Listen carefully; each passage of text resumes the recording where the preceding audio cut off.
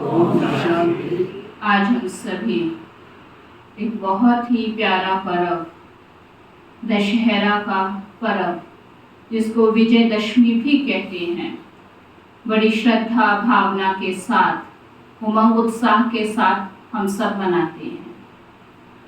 अगर हम सब विचार करें कि दशहरा का त्योहार, विजयदशमी का त्योहार हम क्यों मनाते आए हैं, जहाँ तक हम सब जानते हैं कि आज के दिन पर बुराई पर अच्छाई की विजय हुई और इसी खुशी में हम सब ये पावन पर्व मनाते हैं। अगर हम सब विचार करें तो रावण कौन था? देखा जाए तो रावण का जब जन्म हुआ तो जन्म से वह ऋषि पुत्र था, ब्राह्मण था।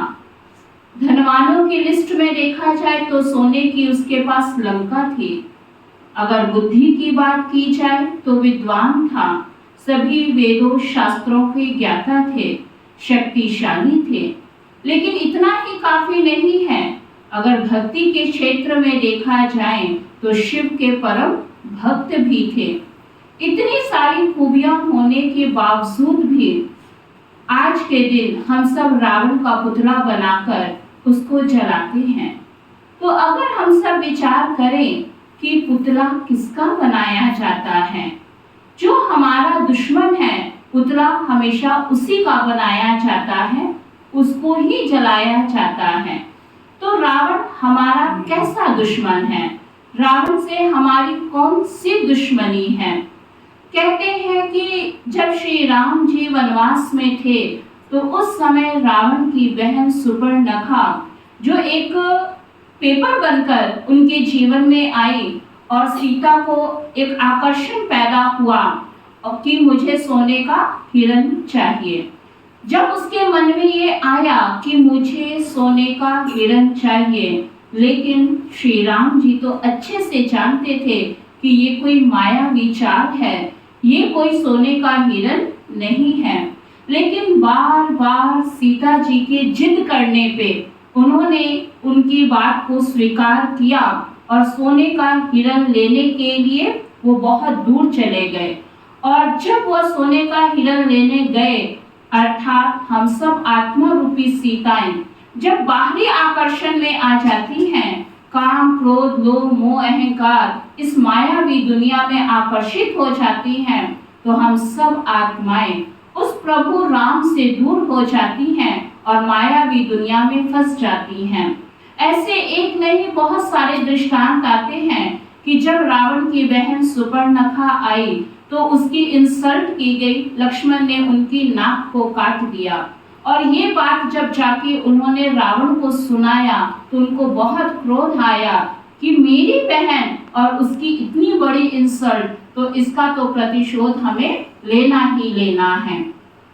अर्थात हम सब आत्माएं चाहे बुद्धि से कितने भी विद्वान क्यों ना हो, धनवान क्यों ना हो, भगत आत्माएं क्यों ना हो, लेकिन जब मानव के जीवन में देह अभिमान आता है, काम क्रोध लोभ मोह अहंकार विकार आ जाते हैं, तो उसकी सभी अच्छाई बुराई में परिवर्तित हो जाती है और उसके बाद उसकी सोचने की शक्ति, उसकी समझने की शक्ति ना बराबर हो जाती है।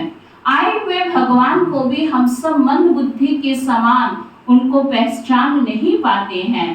तब परमात्मा पिता, जो हम सब आत्माओं के सच्चे कल्याणकारी पिता हैं, जब वो स्वयं इस धरती पर आते हैं, वो परमात्मा राम, जो हम सब आत्मा रूपी सीताओं को मर्यादा की रेखा में बांध देते हैं, और जब हम सब श्रीमत मर्यादा की रेखा में बंध जाती हैं, तो स्वयं परमात्मा जो परम रक्षक है, वो हम सब आत्माओं की रक्षा भी करते हैं और रावण की जंजीरों से भी हम सबको स्वतंत्र करते हैं।